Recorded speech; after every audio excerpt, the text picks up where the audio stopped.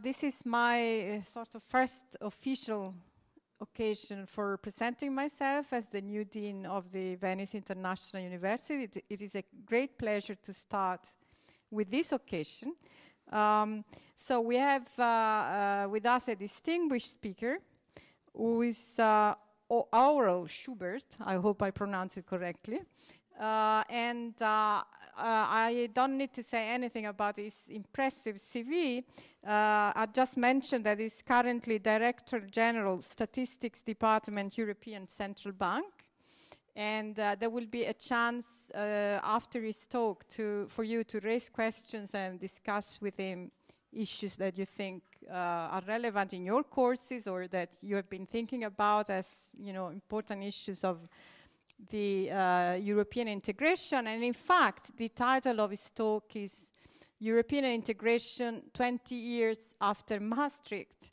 And, you know, I would say it's really a very topical issue. I mean, given what is happening, given the pressure that the recent crisis is placing on the finances of the European countries, and I think the need for updated and good quality information is at the basis, I would say, of any discussion or any policy policy relevance or policy conclusion cannot be drawn without a good data quality and information, updated information. So it's a great pleasure to welcome Aurel, and I think I leave the floor to him. Then this will be followed by a general discussion, and you know, so we hope this will be a lively and useful presentation for all of you. Thanks. Good afternoon. Thank you very much for the invitation. I've spoken many times in many places, but never in such a beautiful place, in such an environment, and with this view here. But I will try to concentrate, nevertheless, on the topic. So the topic of my presentation today, l'Europe se fera par la monnaie ou European integration 20 years after Maastricht. As it was already said, my current position is Director General of Statistics of the European Central Bank, but don't be afraid. I will not talk about statistics. I will touch some statistical issues, but don't be afraid. It's not a lecture on statistics, on chi-square tests or whatever kind of things. Maybe most importantly, whatever I say are my private views, my personal views, and not necessarily those views of the European Central Bank or of the Euro system. Now, I have to say I'm very happy that I'm in Venice because it's such a beautiful place, but also that I'm today in Venice because today in Frankfurt it's not as calm and peaceful and beautiful as here, because there are today, tomorrow, and also on Saturday there will be big demonstrations in Frankfurt. There is a so-called Blockupy Frankfurt movement, and tomorrow actually they block all the banks in the center of Frankfurt, including the European Central Bank. So it's much nicer to be in Venice than potentially in dangerous fields around the ECB. But that's just was not planned this way. And when Laurie invited me, thank you for the invitation, that was not yet announced at that time that there will be Blockupy Frankfurt days, but I'm glad to be here. Now, maybe just coming back to the start of the title, l'Europe se fera par la monnaie ou ne se fera pas. That was what Jacques Rueff said in 1949, a French economist. Basically, we tried to translate it. Basically means Europe shall be made through the currency or it shall not be made. And now the question is, where are we here? And that's what I want to address a little bit today. Now, I encourage you to ask questions. If I'm too fast, if I speak too much European lingo, please just ask. Feel free to interrupt and ask if it's not clear. Now, very quickly, what I want to talk about is a little bit European integration, the way to EMU. EMU stands for, not for European Monetary Union, but for Economic and Monetary Union. I will come back to that later on. Then the dream made reality, a little bit. How was that dream, which was an old dream? You saw it was already 1949, so long, long time ago. how it was made reality, and now the question is, did its dream become a nightmare, maybe, or maybe not, hopefully not. Then touch a little bit on the crisis, then touch on more on the way forward. How did Europe react to it? Europe has a tradition of growing through crises, growing through difficult situations, and then always having a leap in integration. So I will touch on what are now the means or the ways to react to the crisis, what are the macroeconomic, the institutional, the monetary reactions to the crisis, and then come to this point, the reinforcing the E in EMU. The E, the economic part of EMU, was up to now very, very small relative to M, to the monetary part. We had full integration, monetary integration, one central bank, one currency in the 17 countries, but not really one economic policy. We don't have one minister of finance, we don't have one ministry of economy, etc. But now there are certain initiatives, and that was one of the weaknesses of the whole structure, that the E part was very small. And those who thought that one is irrelevant for the other, you can have M without E, were proven wrong, and so we have to work on the E part.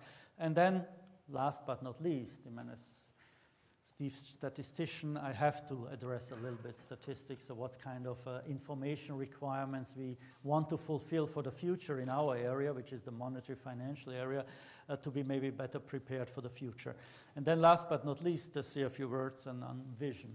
In terms of vision, although somebody once said, those who have visions need a doctor, but maybe these days it wouldn't be bad to have a vision for Europe, and actually that was our president just called for a week ago, so I'm on safe grounds to repeat this here.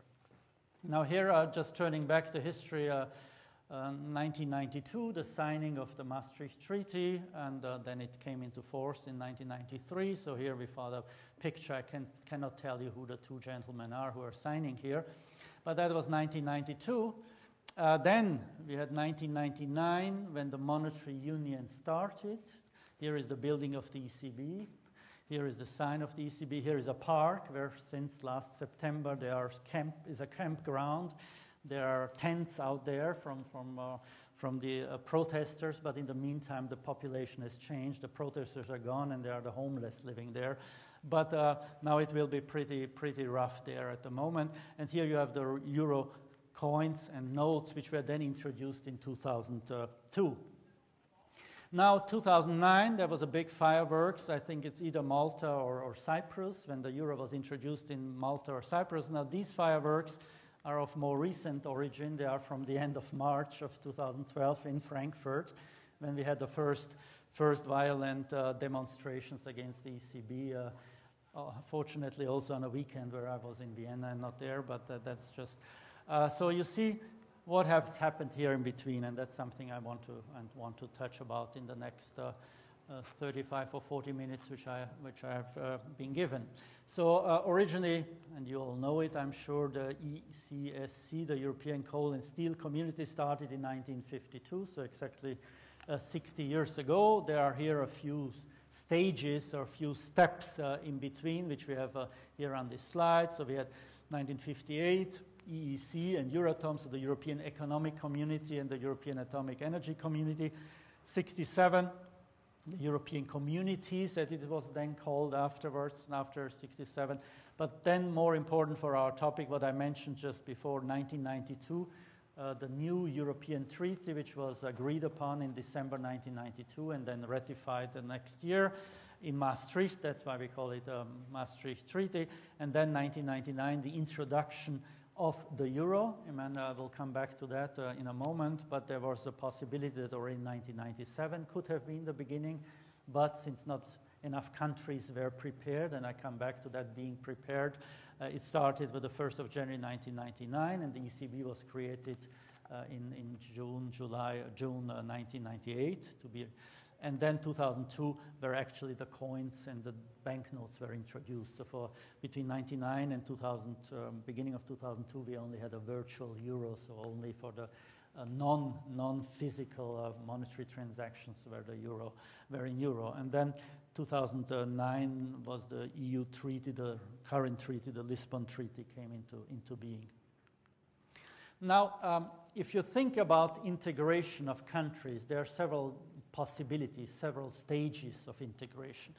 And the loosest one is if some countries, 2, 3, 5 countries, decide to have preferential trading agreements between them. So they reduce the customs. So originally, every country was separate. Every country had customs, so every foreign trade was subject to tariffs, maybe subject to quotas. Now, if certain countries get together, the loosest form of integration is preferential trading area. Okay, we are far, far from that. Then there is the free trade area, where you go already further, where you say internally no tariff, but to the outside, everybody can has its own tariffs. So that is like the European free trade area, the EFTA used to be. Customs union is already a step further, where not only internally no customs, but also externally, you have the same external tariffs to the outside. So that's already a step further. Then, even if you even go further, that's the single market. That's where Europe was in 1992, which means common market for, in this case, goods, services, labor, and capital. So that you have really one common market for this. So if a bank is in one country, installed in one country, has regulated in one country, it can be operating in all other countries without having a separate regulation. Or if a good or a pharmaceutical good is allowed in one country, it's allowed in all the countries. So you have a single market. So that was 1992. And what was then the next step? The next basically logical step was if you have a free flow of capital within that area, if you have basically a single market, and if you want to have stable exchange rates, which we always wanted in Europe because the European countries are relatively small and open, so-called small open economies, so a large part of your wealth depends on exports and imports. Countries like Netherlands, Belgium, or Austria have maybe 60, 65, 70% of their GDPs through exports. So you're very dependent on exchange rates. So you want to have stable exchange rates. So if you want to have stable exchange rates, you want to have a free flow of capital, and everybody has his own monetary policy. That just doesn't work. You have something what is called an incompatible triangle. Because what happens if one country is very monetary expansion, makes monetary expansion, lowers its interest rates, you have free flow of capital. What will happen to capital? Capital will flow out of that country into another country. Now, if you have exchange rates, you will have pressure on the exchange rate. The country will, its exchange rate will depreciate, the other one will appreciate, so you cannot have all three of them. So one of the three had to go. You can give up free capital movement, but doesn't make sense. That was the goal of 1992. You don't give up in 1993 free capital movements if you just introduced it. So that's obviously not going to work. You want fixed exchange rates. You don't want to go back to floating or to have floating exchange rates where you had, like we had in 1992, where the Italian lira devalued by 25% from one day to the next.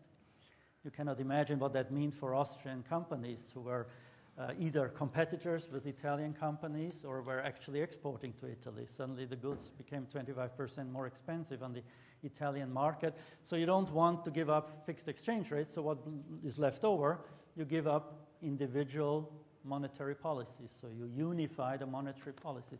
So there was a certain logic in this which actually a famous Italian, who unfortunately died already, but was one of the first directors of the ECB, Tommaso Padoa-Schioppa, then called it the incompatible triangle. You cannot have all three of them. You have to give up one of them. So we decided to give up single monetary policies and have one, individual monetary policies, sorry, and have one single common monetary policy. So that was MU, monetary union. And then the question was, how much does this monetary union also need other commonalities? So how strong should this economic union be? And back then in 1992, and then for 1999, the decision was fiscal policy to a certain extent should be not common, but there should be limits to fiscal policy, and I come back to that later on. There should be a common competition policy. We have one common competition policy. Otherwise, there was very, very little. I mean, common agricultural policy, which is not maybe that crucial here, maybe has also some relevance, but not too much. So the E was very small, the M was very big. And that's where we started out. And that's where we were the last few years. Now, so the Treaty of Maastricht established this whole thing. It was a major milestone, obviously, but it was based on certain assumptions. The model was based on the assumption that the single market gives us the free flow of goods, services, capital, and people, and the single currency. We have a single currency with an independent central bank which is in charge of this single monetary policy. So we create together one common central bank. We give it independence, which means it's not dependent on political influence. So it gets a mandate, it gets a clear mandate, which means the mandate is to ensure price stability. So if you look into the Treaty of Maastricht and if you look into the status of the ECB, it says the ECB has one mandate to maintain price stability in the euro area in this case. And then full stop, and then says subject to price stability, the monetary policy should support the general economic policies in the union. So a very clear mandate, and very, very importantly, the central bank is independent. So the central bank, the decision-making bodies are independent. If you're interested, we can talk about the features of independence. But the main idea is the political masters, the politicians, cannot influence monetary policy. Because otherwise there is a tendency, I mean, who is the largest debtor in everywhere? It's always the government. So the government has a very large interest to have low interest rates. Because you're a large debtor, you want low interest rates. So if there is somebody who sets the interest rates, you have an interest to have an influence on setting interest rates. And we have history is long, also in this country and many other countries, where politicians or politics have influenced interest rates and the monetary policy. So here the clear thing, independent central bank, clear mandate, and one common monetary policy. And some coordination of national fiscal policies. We introduced limits to how much deficit and debt you're allowed to have. But otherwise, you were pretty free.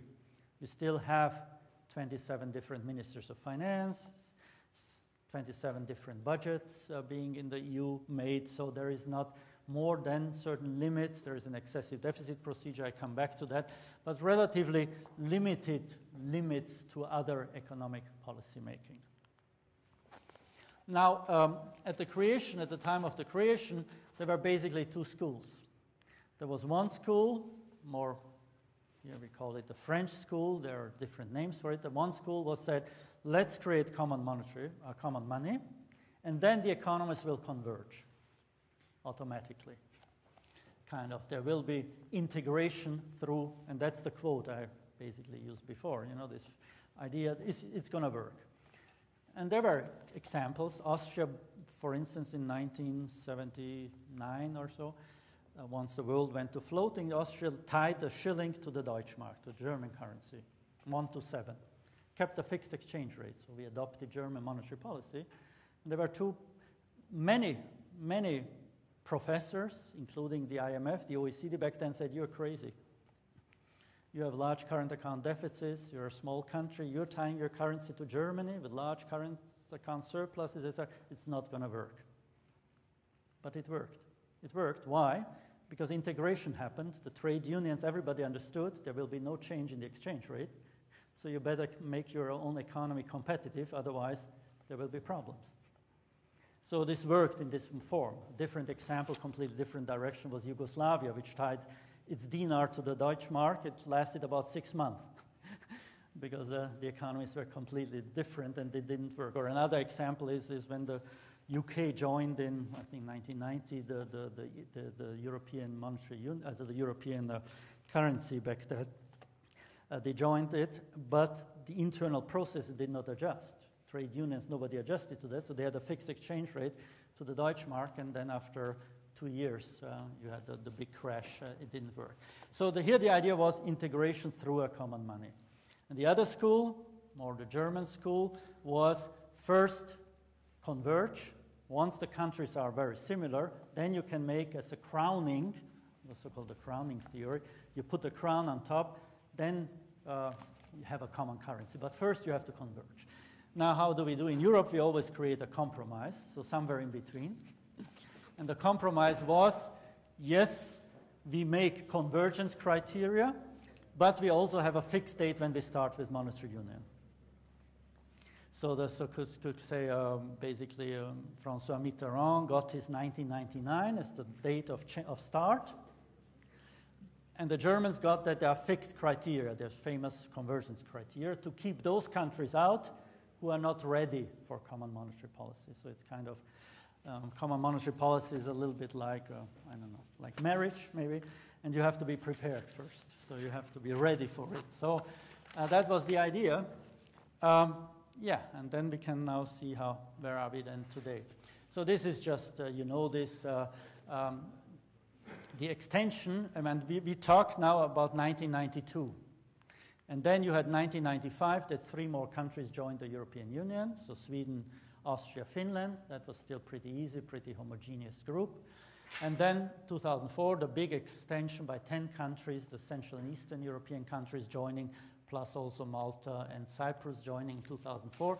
2007, another extension by Bulgaria and Romania. So things obviously got more heterogeneous, larger, and maybe not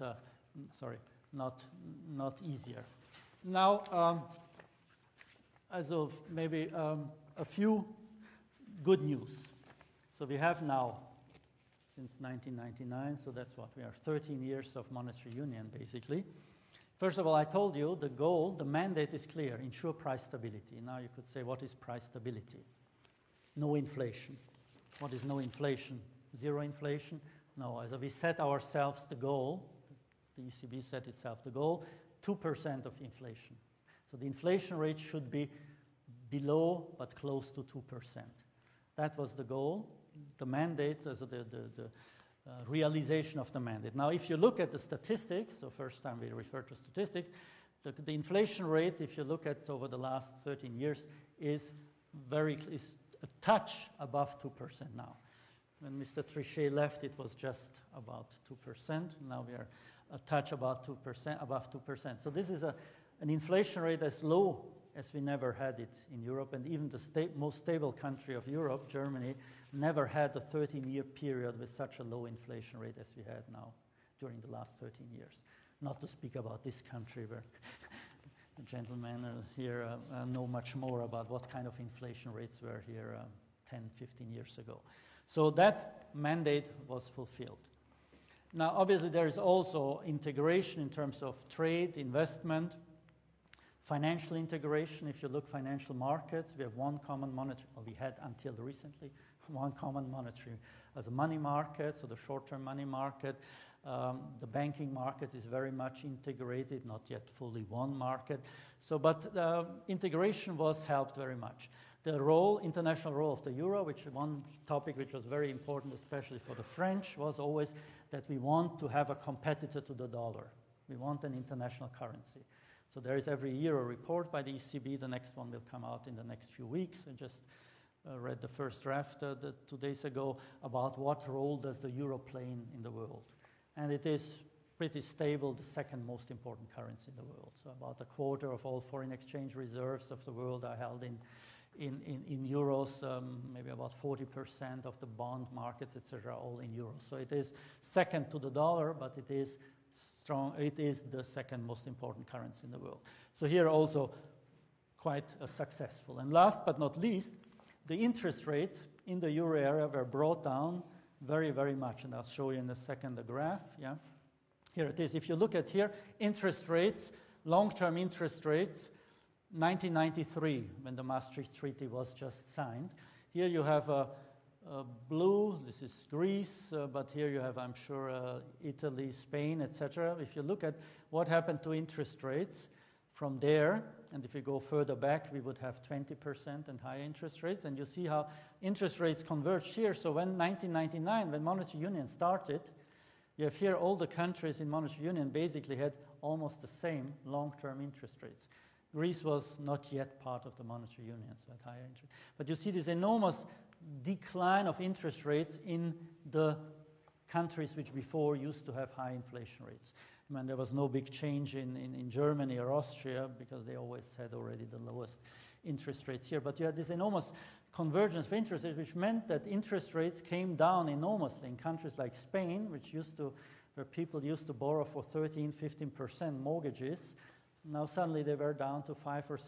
So you had enormous benefits here, but also part of the problems which came afterwards, or take Ireland, for instance. So now, did the dream become a nightmare? So here again, 2 pictures from recently, from Frankfurt, from the 30th of March, from the demonstration and police having to wear heavy gear not to be injured. And I heard yesterday that one of the policemen is still in coma from this last event in March. So it's not really funny. So now what happened here now? Once we were in 2009, 2010, suddenly, look what happened with our convergence. And here, let's say here first. We had here years of the same interest rates. It didn't make a difference whether the Greek government borrowed money or the German government borrowed money. The interest rate was almost the same. So what you would call risk premium was close to 0. Now, obviously, some people already asked here questions whether that is realistic. I mean, if you have a country with 120, 130% of GDP debt, and then you have other countries with 40, 30% GDP debt, with a debt relative to GDP, and they all pay the same interest rate, so they have all the same likelihood of default, etc. That was not normal either. But here then you see this enormous dispersion coming. So this is obviously the Greek, this is the Portuguese, the yellow is, I guess, the Irish interest rate. You see this enormous divergence, so some end of convergence which happened here. Was there anything else? Yeah, here you have, sorry, I didn't say here, you have the beginning of the financial crisis, so August 2008, when Lehman Brothers went broke, then the beginning of the debt crisis, sovereign debt crisis in late 2009, so you see how here the markets reacted to this. Now maybe some features very quickly from the crisis. Now obviously there were enormous imbalances which built up before, which have been building up, both worldwide. You know, there are some countries with enormous current account deficits, other areas with enormous surpluses, but not just worldwide, but also within Europe. And the idea was, when monetary union was created, it's no longer relevant what is the current account deficit of individual countries within the monetary union, because nobody cares whether Illinois has a deficit relative to California or to Florida in the US. You don't care. So the idea, it doesn't matter what are the current accounts within Europe, because it's financed anyhow by the banking sector, by the financial sector. However, we woke up that maybe it is relevant, and it turned out to be very, very relevant. The other thing which came out that is this enormous interdependence, both within Europe, between the countries. If something happens in one country, others are immediately affected, but also between the regions in the worldwide. You know, Lehman Brothers broke down. You had a subprime crisis in the US, and I remember when many people in Europe back then in 2008 said, you know, that's not going to affect us. This is what do we have to do with subprime loans in the US? Now, obviously, we all woke up and realized that a lot of our banks have bought all this junk and had it on their balance sheets, and suddenly you had this interdependence and these collateral damages. And as I said, there was excessive risk-taking, imbalances, and market practices were obviously also not always the best one. I said high integration. One thing which also came up is, first of all, the coordination of fiscal policies was less than ideal. We had, as I mentioned, when the monetary union was created, we had rules on fiscal deficits and debt. It was even put into a treaty which was called the Stability and Growth Pact, and which said not more deficit than 3% of GDP, not more debt level than 60% of GDP. The only problem when in 2003 France and Germany had problems with their fiscal accounts. They didn't pay fines or change their policies, but they changed the treaty. They changed the rules. And so we had a change of the Stability and Growth Pact. It was made much looser, and that was also then some of the problems later on, because then you couldn't claim that others had to live up to the stricter rules. So this is also partly homemade problems. So even this small part of integration was even loosened in 2004 relative to what it was before. And parallel to that, we have an enormous build-up of private imbalances, private debt. Just think of Spain, think of Ireland, but many other countries. Due to these low interest rates, it was suddenly interesting for privates to get more and more into debt. You had this building up of private debt, but you also had this building up of public debt, of government debt. And you had, as a result, external imbalances, current account imbalances. And there was no mechanism in Europe how to absorb these asymmetries, how to deal with these asymmetries like you maybe have in the US through social security, through unemployment insurance, and many other things. So we got here now into a difficult situation. Somebody called this yesterday, what is the diabolic loop? You had a diabolic loop between a banking crisis, which basically started with Lehman. From the banking crisis, you got an economic crisis, which led to a growth crisis. The growth crisis, economic crisis, led to a fiscal crisis because governments intervened very, very heavily by very expansionary fiscal policy, by rescuing banks, by nationalizing banks, by taking guarantees for banks. Just think of Ireland. Ireland had a public surplus, as a budget surpluses. Ireland was perfect until they guaranteed all their banks, which were completely oversized, and now they are going from 30% government debt to now currently 108% government debt, simply because they took over the rotten banking sector. So you had this fiscal crisis due to these things, and now the fiscal crisis comes back into the balance sheet of the banks because the banks are holding the government bonds. So the fiscal problems of like Greece end up now in the banks in the Greek banks. So you have these enormous interlinkages here, which maybe we were not so aware of before. Here, finally, a few statistics just to make sure. One or two messages. Here is Euro area, US, UK, Japan. Let's look immediately here, budget balance and debt, because that's what is being discussed these days. Now, if you look at the budget deficit of the Euro area, and that is 2011, 2012 isn't still a projection, 2011, 4.1%, the Euro area as a whole. Now, we know within that, you have countries with double digit, like Ireland with 11.3%, or Greece with 9%, and the other hand, you have even some with surpluses. But if you compare that to the US budget deficit currently is almost 10%. So why are the markets not selling all the US government bonds? The likelihood of default looks here up pretty high. And if you look to the UK, it's not better. It's almost 9% the UK budget deficit. So it is not just a European problem. It's a worldwide problem. If you look at the gross debt numbers, 90% in the euro area on average. Again, behind that, you have 160 for Greece, and you have, I don't know who is the best one, Luxembourg, maybe with 13%, 14, or Estonia, they even have maybe less than 10%. So about 90% on average. Now the US has more than 100. UK is also about 80, 85, not to speak of Japan with 230% of GDP, public debt, as a government debt. So you see, just to put it a little bit into perspective. Now, European crisis is as much economic as a political crisis. That is obvious now these days. And so the reactions have to be also not just economic, but also political. And so basically, we have achieved a single market, we have achieved a single currency. What is now needed, and that is a greater coordination of fiscal, economic, and financial supervisory policies. I'll come back to that in a moment, because they are currently basically national. The budgets are basically national. The economic policies, whatever you do in terms of economic policy, is nationally oriented. And even the supervision of the financial institutions is still national. Although many of the banks are no longer national.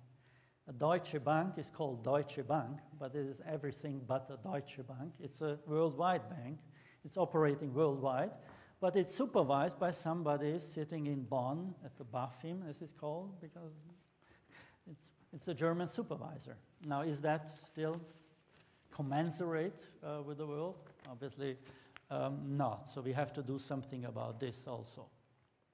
And also you need new institutions or institutional reform, so that's the political part, a regulatory reform, because you could say, if you say a common currency, there are many B's and C's you also have to say, which earlier or later you have. A common currency is not just a technical thing that you have the same banknotes everywhere. It means much, much more. It's basically a solidarity union. And so that what needs to be worked on. Now, and I'll come back to some of these initiatives then in a moment. Now, let's talk a little bit about the ECB and its role in the whole game. Now, it has a very, very prominent role, and I don't want to get now into too many details, and maybe I'll skip this. But I think what is important and what was different from previous crises, fortunately was different, that the reactions were internationally coordinated.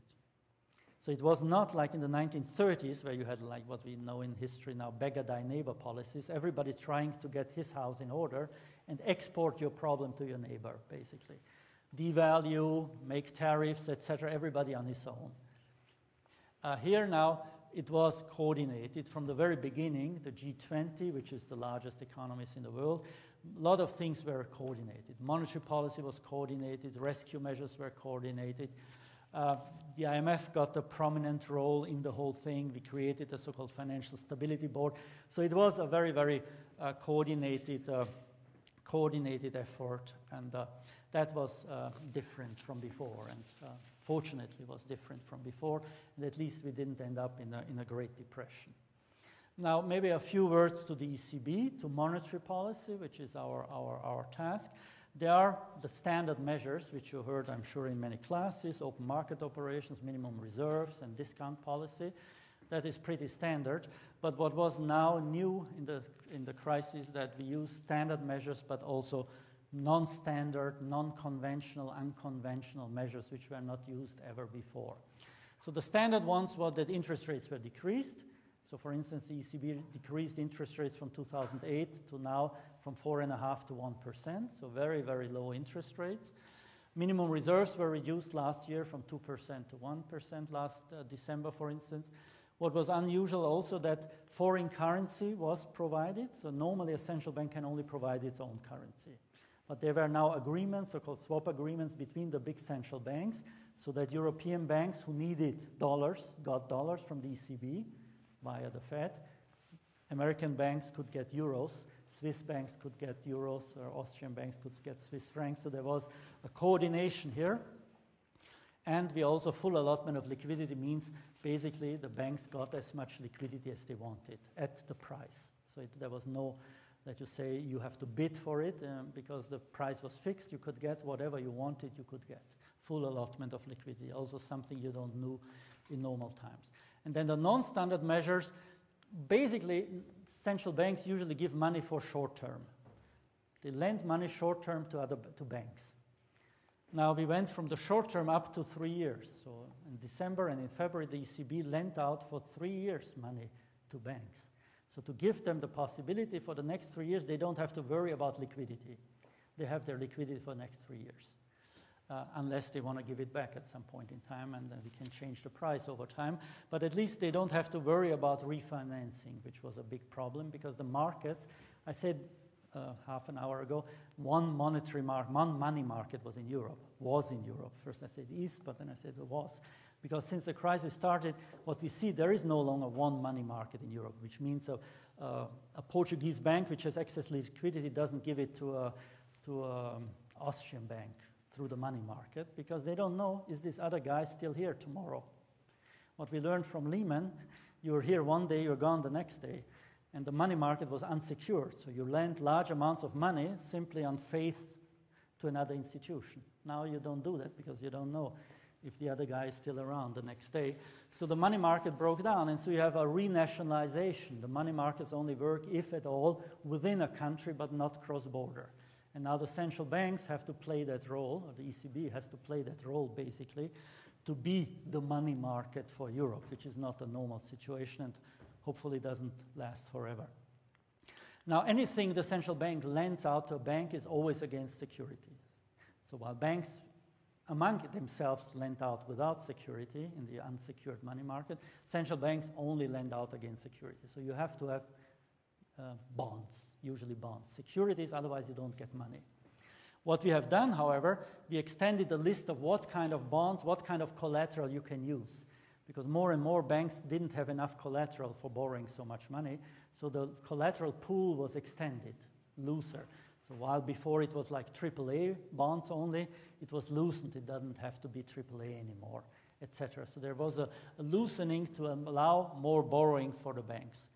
Then we even went, or some central banks, but also the ECB, but much more the Fed, went to buying bonds ourselves from the market, buying covered bonds or mortgage bonds, Pfandbriefe, whatever you want to call this, even buying some government bonds. Now the US did all this in very, very large amounts, but the ECB did it also to some limited amount. But I think what is important, and this is a difference now, major difference between the Fed and the ECB, and that is also leads back to what I just said, these 3-year operations. The ECB tries to do all the liquidity provisions through the banking system. So not going out and buying in large amounts government bonds or student mortgage bonds or whatever kind of paper like the Fed, but go give the money to the banks, and then the banks are free to do what they do, because the lender of last resort function is only for the banking sector and not for the overall economy. Okay, now it's important to regain trust, because as I said, many of these markets are not working. I said all of this already. And so that was this part. But I said you also have to change the structures, because there were faults, there were actual problems. One of the problems which came out is obviously that the banking sector is not as strong as it should be. And what was found out is basically, maybe we were good in supervising our banks, we were pretty good in supervising our insurance corporations, our pension funds, etc. But it was all compartmentalized. As I said, national supervisors, the German supervisors looked at the German banks, the French supervisors, the French insurance corporations. But nobody looked at the overall picture. Nobody said all those things which I said before. Private debt is increasing enormously. Government debt is increasing enormously. Current account deficits are increasing enormously. Who is financing all this? The banks are financing all this. So isn't there maybe an overall problem? Nobody looks at the overall thing. So one of the first things which was decided to be done after a study by a study group, I don't want to get into details, was to create a so-called European Systemic Risk Board, to create one body which is not looking at Deutsche Bank, Banque Nationale de Paris or whatever, but who looks at, is there a systemic risk? Is the overall system in danger? Are somewhere developments which are not good for the overall system? For instance, credit growth, double-digit credit growth, 20-25% credit growth per year in Ireland or in Spain. Well, that should have been obvious that there is somewhere a problem here. Somebody should do something about it. So these kind of tasks are now given to a so-called European Systemic Risk Board, which is basically composed of the governors of the central banks and the main supervisors of the different EU countries. So it's a body of more than 60 people. So when they meet, we only have one room where they can actually meet because it's such a big group. But okay, Europe is like that. The US has basically something similar, but in a much smaller scale. So they don't have 60, 70 people, but I think 12 or so sitting around. And we created European supervisory authorities. I just told you before, there is a German supervisor, a French supervisor, etc. But there was no European supervisor. And so now we created 3 European supervisors, one for banks, one for insurance corporations, and one for markets. And the so-called ESAs, European Supervisory Authorities. So if a Deutsche Bank, Germany, and Deutsche Bank, let's say Spain, so they are supervised in Germany, but the Spanish supervisors don't like something, what they are doing, and the 2 supervisors cannot agree, there is a European level to mediate and moderate between them, and maybe at the end even to decide. And that is a new innovation, something we didn't have before. And the ECB is heavily involved in all of these things because our president is also the chair of the European Systemic Risk Board, and we as ECB are in charge of the analytical, statistical support of the European Systemic Risk Board. So we do all the statistics for them to do their work. So this is basically the new setup of Europe. As always, it is not one little slide. It's a pretty complicated, but here the national supervisors, as I said, here are now the European supervisors. So this is the supervisory area, so the so-called micro supervision, where you look institution by institution. And here is the macro supervision with the European Systemic Risk Board, the central banks, the ECB, the Commission is in there, the EU Commission, and the supervisory authority. So this is the new setup of supervision in Europe. And they have all one in common, they all need data. Because otherwise, how should they make decisions? How should they make decisions without data? So there comes then statistics. And parallel to that, that was the institutional part, and then also the legal part is being changed. I don't want to get into any details, but for instance, there are now rules on hedge funds, rules on credit agencies, there are rules on compensation in banks, etc. So there are new laws being done, European laws, and one is just hopefully coming in the next few weeks, is something on bank resolution, on cross-border bank resolution. Because one big problem is, what do you do? Dexia Bank, for instance. Dexia Bank, I don't know if you heard about it, was a French, Luxembourg, Belgian bank. It went down about a year and a half ago. And then the question is, who pays? Who decides what should be done next day? Usually these things happen over weekends. And so you have Luxembourg, Belgium, Netherlands involved. There's no blueprint. What do you do in such a case? Because somebody will have to pay at the end. Is it the French taxpayer? Is it the Luxembourg taxpayer? The Belgium? Is it the Dutch? And so this is pretty complicated. So hopefully the Commission comes up in the next few weeks with some first blueprint of how could a bank, which is cross-border, how can that be wound down, or wound down, I guess. How can something like that be resolved? So this is then the legal area, which I don't want to say too much, and I'm not a lawyer anyhow. And then we have macroeconomics. We have the problem with excessive imbalances, we said. We have current account imbalances. So the macroeconomy, the E part. Now finally we come to the E part. And what do we do about the E part? How do we create really coordinated economic policies? And something was created, 6 different laws. So that one was, we called it then 6 packs. It's a different kind of 6-pack, and there are at least 3 kinds of different 6-packs now. But for us, 6-pack now, for the boring Eurocrats, this is the 6-pack, and it's not neither the beer nor the nor the apps. So 5 regulations and directive, basically, without getting any details, strengthening this old Stability and Growth Pact, making it stronger, making it more automatic. Because one problem was, in the old Stability and Growth Pact, it was the ministers of finance who decided. So imagine, there's one minister of finance who is the sinner. And the other, either 16, if it's the euro area, or 26, decide over this one sinner.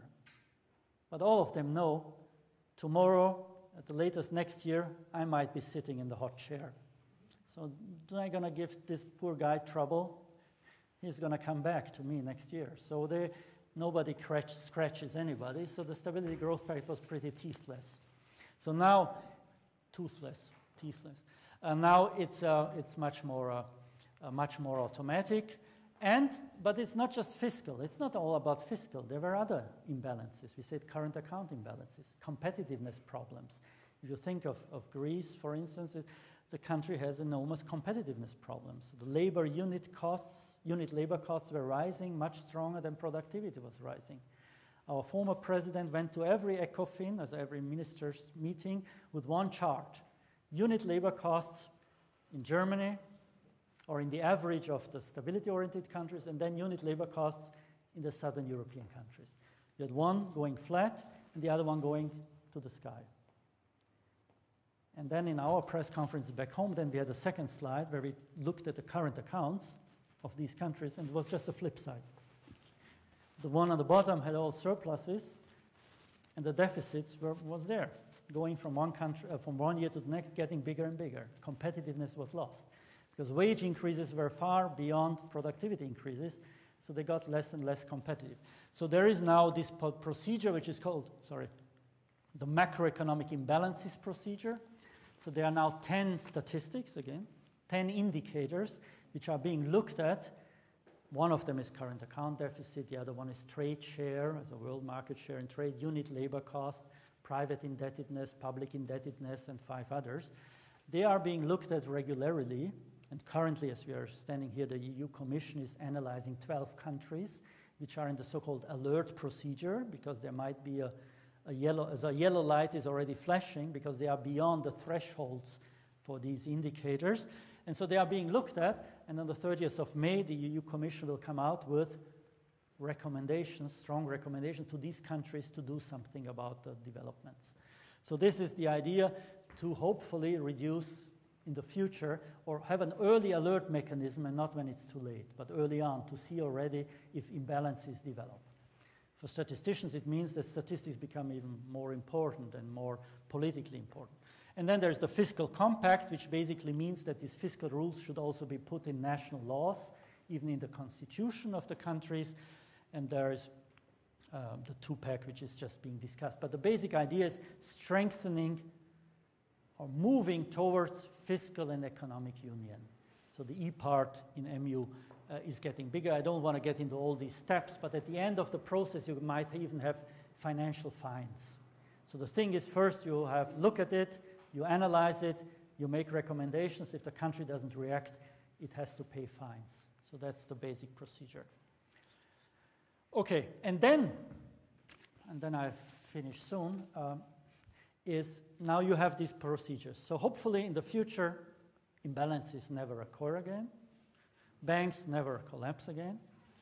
But maybe it still happens. What do you do if it happens? The last time if it happened, we had nothing. We had to start from scratch. How do we help Greece? How do we help Portugal? How do we help Ireland?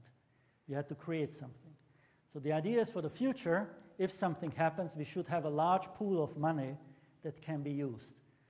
Basically something like an international monetary fund, a European international monetary fund, so a European monetary fund. To have something, or sometimes it's called a firewall for whatever reason, or a bazooka, or well, there are all kinds of strange names. But the basic idea, if something happens, there should be somewhere where within a click or within a short time period, you can mobilize a lot of money. And that is the idea about the so-called European Stability Mechanism, which hopefully by the summer of this year will be decided upon. We have something temporary, which is called the EFSF, the European Financial Stability Fund. It's the temporary, but this should be the permanent solution, that there will be a few €100 billion available, which can be, at very short notice, subject to strict conditions, strict economic conditions like the IMF, could be mobilized to help a specific country to get out of its problem, to finance itself out of the problem. When the basic idea is, like with the IMF, if a country has a problem, like a current account imbalance or some real problem, there are two possibilities. Either you have to adjust to get rid of the problem, that might be pretty painful, or you find somebody who finances you for the future, and you don't adjust, which is also not good. And the question is, how do you mix the two so that you get adjustment, but with financing? So it's not cold turkey, but you have a time to adjust. And this is also the discussion, I guess we'll hear something about that, about Greece, is how quickly you have to adjust. Because that they have to adjust is no question. If a country is not competitive, you have to fix it. The question is there somebody who helps you with financing to do it smoothly, or do you have to do it from today to tomorrow? And so it's a mixture between adjustment and financing, and here the idea is to have something for financing also.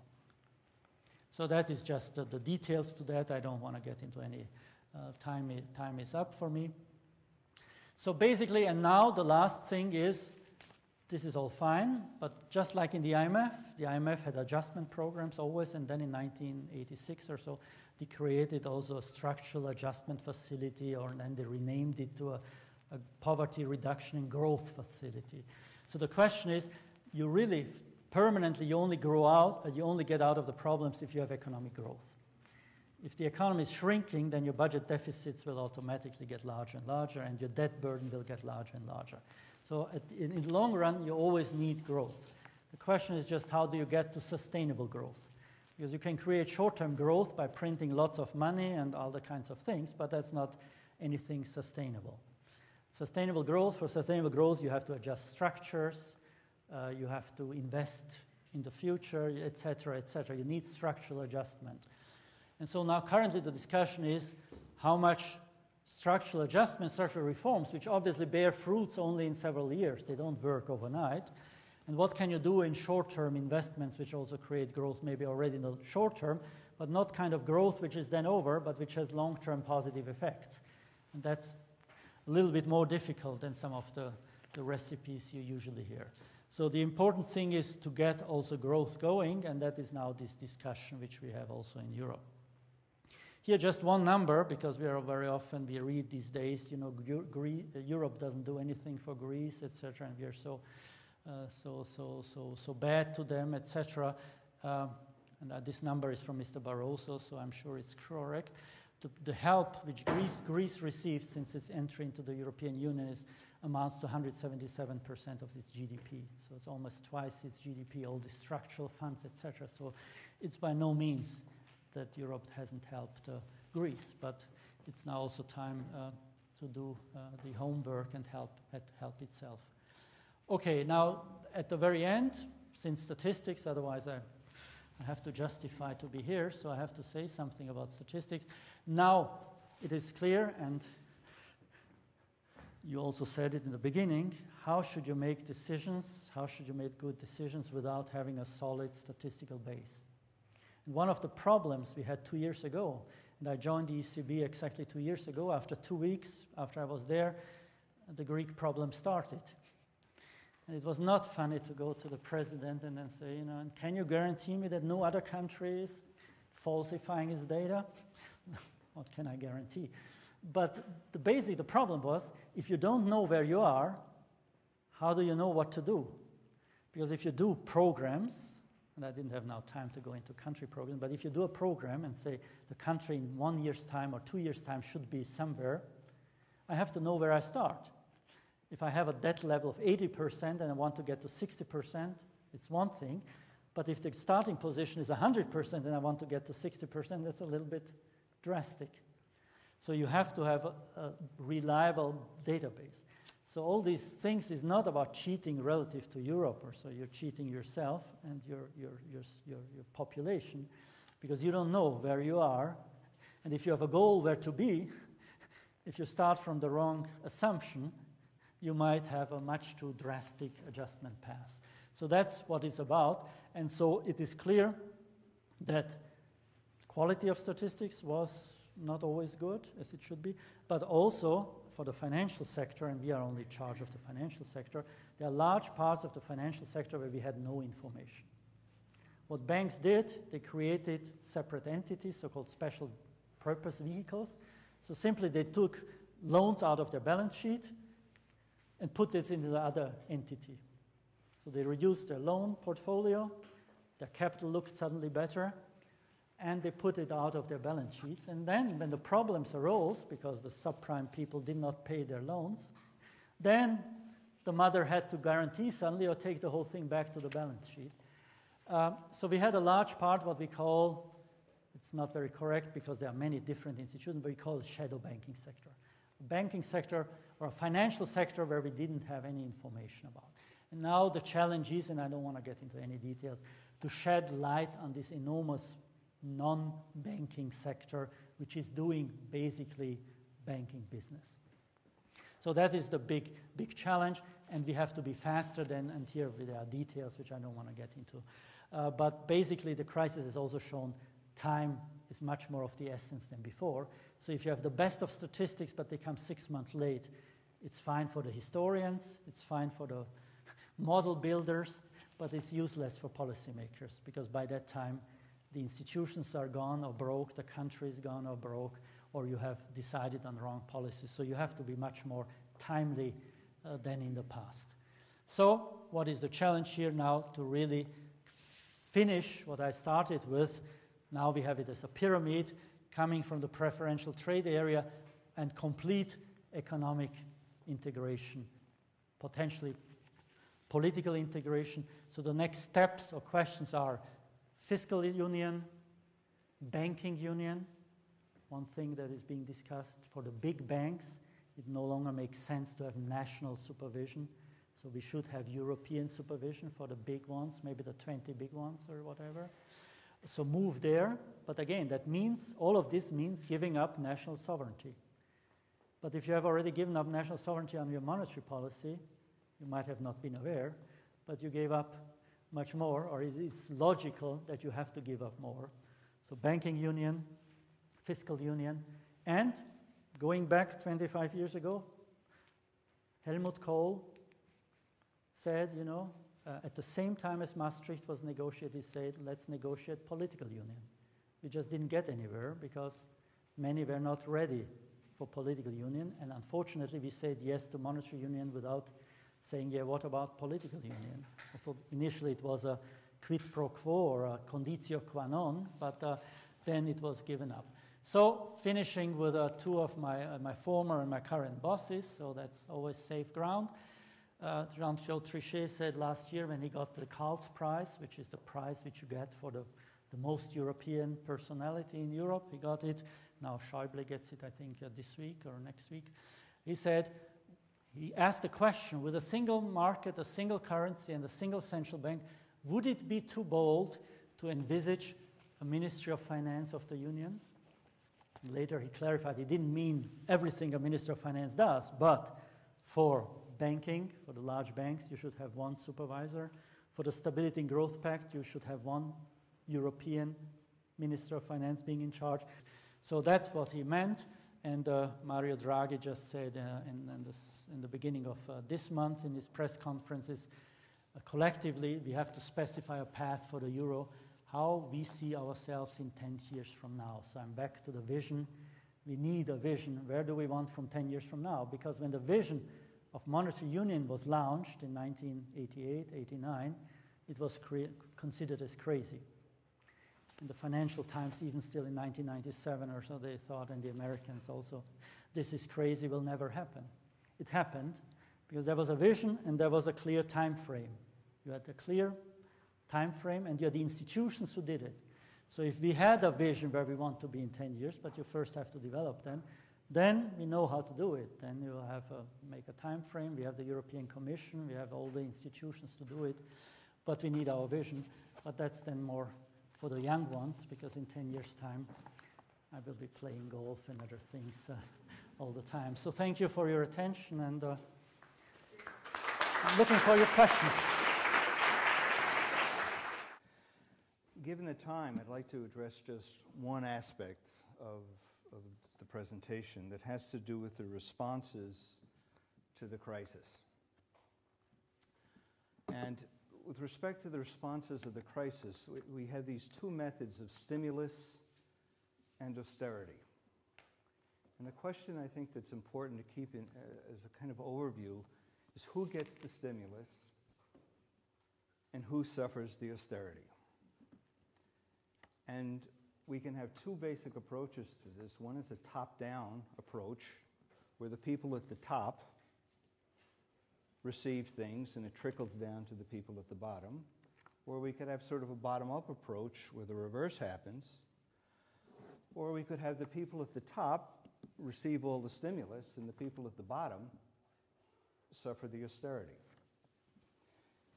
Now, this has not always been the case in Europe, but I think we're slipping into the British-American model where the rich and the people at the top receive the stimulus and the people at the poor and the bottom are paying much more of the austerity. But it wasn't always this way in Europe. In 2008, the European Union and the European Central Bank were praised in many parts of the world. For example, this remark of Jean-Claude Trichet, who's president of the European Central Bank, when he was comparing U.S. trickle-down and European, more balanced, more bottom-up approaches to economic recovery, where he argued the role of automatic stabilizers, and what he meant by that were high and long unemployment benefits, state support for health care, pensions, adult education, and then he said, is also important, not just trickle-down aid to the wealthy. If I compare the euro area, but I think this would also be true for Europe as a whole with the US, We have public spending as a proportion of GNP that is significantly higher than in the US. We have a social safety net and social protection in general, which is more comprehensive than in the US, and hence the role of automatic stabilizers is significantly more important. It represents a much larger part of GNP. An order of magnitude could be that for the same decrease of GDP, you would have perhaps twice as much influence of automatic stabilizers as a percentage of GDP in the euro area as compared with the US. And then Jürgen Stark, similarly from the European Central Bank, where he says that the European Central Bank, the automatic fiscal stabilizers in the euro area, provide a powerful source of fiscal support for a weakening economy. And this type of stimulus is automatically reversed when economic conditions improve. Now, it appears that the Europeans and the European Central Bank, for various reasons, is moving much more towards the trickle-down model in the United States. $1 trillion has been given to the banks in the last couple of years. But most of the austerity has come to the poor. The cuts in the pensions, the cuts in the wages, the layoffs in the public sector, the cuts to education, the cuts to hospitals, the cuts to pensions. All right, so I think this raises an ethical issue. All right, is the responses to the crisis, is this fair? All right, what are the political economic implications of this? All right. Now, for example, does it have to be that way? Let me just give you one example. It's great that we give the banks, well, maybe not so great, but I can understand why it's necessary that we give $1 trillion or €1 trillion to the banks at very low rates of interest. One, it is important to bail out the banks. It is important to recapitalize the banks. But part of the thinking, we might have to change our thinking a little bit. What can we do for the people at the bottom? For example, the people at the bottom, many of the people that have mortgage problems, they're not able to refinance their mortgages and get these same rates of interest because of the kind of thinking that goes along with the banking. You can't let a middle-class person or a poor person refinance their house. That might be moral hazard. Or you might say, well, they can't refinance it because the price of the houses has dropped too much. Well, with a little imaginative thinking, why can't we find out structures for lowering the interest rates? If the average interest rate for homeowners in the United States and Ireland had gone to about 2%, and they were able to refinance their housings, the amount of homeless people in the United States would be less than half what it is. The amount of people that have lost their homes and would not be camping in Frankfurt because they had their homes to live in would have been a much better situation. All right? Now, I understand there's political reasons. The wealthy and the powerful are much more willing to accept the stimulus, and they're not willing to accept the austerity. Trying to collect taxes from the very wealthy in places like Greece is extremely difficult. So we do what we can. We can't touch the wealthy and the powerful, so the austerity goes to the poor. But I think it's important to remember here what the effects here. It's not business as usual. Things are really bad. People are frightened. We've got recession in places like Greece, 25% decline in the GDP, threatening to spread to Italy, Spain, Portugal, Ireland, Iceland, many other places. We've got very high unemployment, 50% rates among the young. We've got massively reduced health care, pensions, education. We have thousands of economic and financial suicides. We have big reductions in middle-class societies. Now, along with these very low and stable interest rates and liquidity, which is all good, most people don't have access to these very low interest rates and massive amounts of liquidity. The wealthy do. We've had a massive increase of inequality of both income and wealth that has accompanied these changes. which we also have to look at. It's not that these things are bad, but it seems to be imbalanced when it comes to the middle and the bottom. Right? And it's no accident that we're going to get political radicalization. It's no accident that the middle parties are collapsing in Greece and many other places. All right? When the middle can't hold and the conventional political parties can't help the average person, you have to go to the political extremes. Now, for different reasons and different causes, we saw this after World War I. Do we want that again? Do we want recession turning into depression? Do we want people losing confidence in the middle and the center and having to go to the radical parties? So I'm not saying what the European Central Bank is doing is bad. We have to do a lot more, and it has to be a lot more balance between who receives the stimulus, who pays the austerity. So, thank you.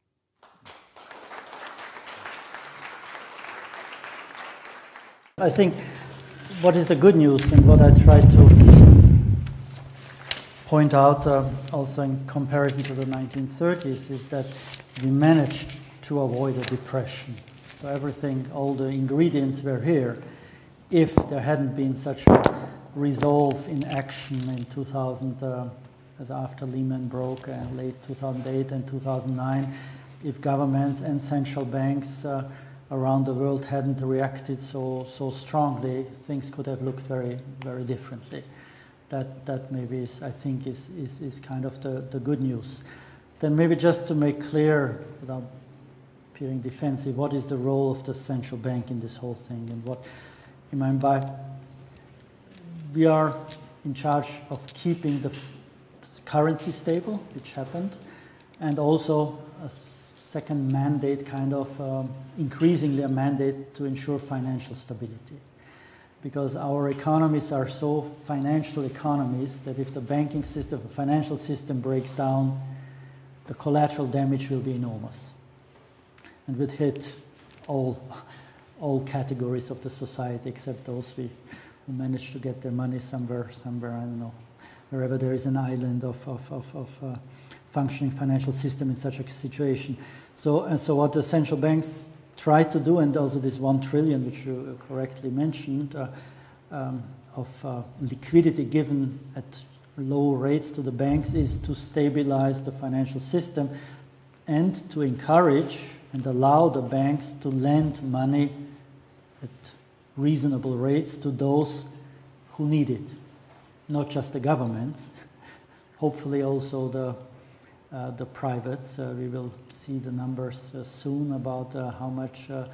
But before, in December and in November, December last year, there was a real danger that loan markets, credit markets completely dry out. And that would have been a much bigger catastrophe. So that's why the ECB came in with these large amounts of money. I mean, the other things, I mean, you're completely right, but just are separate from the central banking sphere. They are in the political sphere, in the social policy sphere.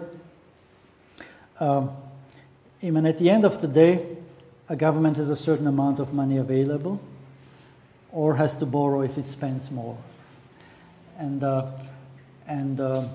so in Europe, and that was, you referred to Trichet's statement, in Europe we have a consensus that there are high government expenditures, so Scandinavian countries like 55% of GDP, Middle European countries around 50% of GDP, but it also means high tax revenues. Now obviously if the two don't match, then you have to finance it, and if you continuously have to finance it, your debt level gets high, and that's what we saw. And if you look at 2009, 2010 Greece, I mean, they had government expenditures of roughly 50%, so just like Austria, Germany. The tax revenues were 39% of GDP, so that's like a developing country. So obviously there is here a problem on the revenue side. And now it's clear if they have to adjust, and we are back to the adjustment, so you have to reduce your expenditures, or you have to raise your receipts. Now you can raise your receipts always just if you catch those who are paying taxes, unless you manage to improve the pool of taxpayers. to the wealthier ones. But obviously that is not something that happens overnight, and hopefully something is happening in that area. But tax revenues haven't increased enormously. I think last year was 40.2 or 3%, so a little bit relative to GDP, but GDP has also come down in the meantime. So, and on the expenditure side, you're cutting there again where the government has direct influence, and that is usually either first you start with investments and then you cut those who are dependent on the government. So it's not necessarily fair, but I think that the main thing is to get everybody to pay his or her fair share of the government expenditures, and there obviously there are large deficiencies, and those then, so the adjustment which has to happen then falls completely unproportionately on those who are easy to catch. Professors, teachers, nurses, whoever are directly, not those employed by private universities, but by public universities. So this is not fair and should not happen, but it shows that there is a basic structural problem here, which creates then, or enlarges even inequalities, which are in the long run dangerous. Okay, so the way the rest of this is going to go is I'm going to ask a series of questions, but before I do that, what's our time look like? Okay, we have 15 minutes. But I want to leave time for folks to ask. So I'm going to cut to 1, okay? And then we'll put it out there for everybody else to ask. So I'm not going to ask about Greece because I'm sure somebody else is really interested in that. And I'm not going to ask about fiscal issues because that may come up. So I want to ask something specific about the banking sector. Okay, we know that interbank lending is the largest component of international capital flow. And one of the things that you mentioned in your talk is that, you know, the banks in Europe are still nationally regulated, though the structure is changing, but really are European-wide banks. So given that, within the ECB, within Europe, the ECB has lent approximately 525 billion euros to banks. Now, those loans are collateralized. I understand that, but there's some question about the quality of that collateral. And as the banks move forward and need more money, it's clear that some of the collateral that they're going to put up is not going to be what we would consider prime, so to speak. Within that lending, 60% of the 1 to 3 year loans have gone to Spanish and Italian banks. And of course, just this week, the Italian banking system's been pretty much across the board downgraded. 10 banks were moved to junk. Given that, and then given the Target 2 program and the construction of the current system, where that means that the Bundesbank actually, you know, backstops all of the national central banks, and that means that the Bundesbank is sitting on now 600 billion euros of claims on other central banks. So what do you see as the real potential for banking crisis in Europe? If, in fact, Greece leaves, does that start the cascade? And what are the tools at the ECB's disposal to actually limit the fallout? Well, that's enough for a whole dissertation. I'll try to be selective.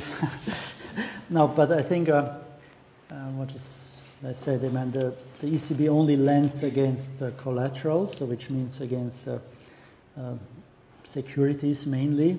National central banks can also lend through as a credit claims, as a credits, the credit portfolio. But I think what is very important to know that it's always there is a so-called haircut. So you don't lend if a security is says, I don't know, 100 euros, you don't lend 100 euro against 100 euro security, but there are haircuts, and haircuts which depend on on the quality of the underlying collateral. So there is a buffer if something happens. That is important, but it was clear when Lehman Brothers went down. Unfortunately, Lehman had also European subsidiaries, which were some of those papers. So there are still court cases going on. How much will be lost at the end of the day? So, but it is.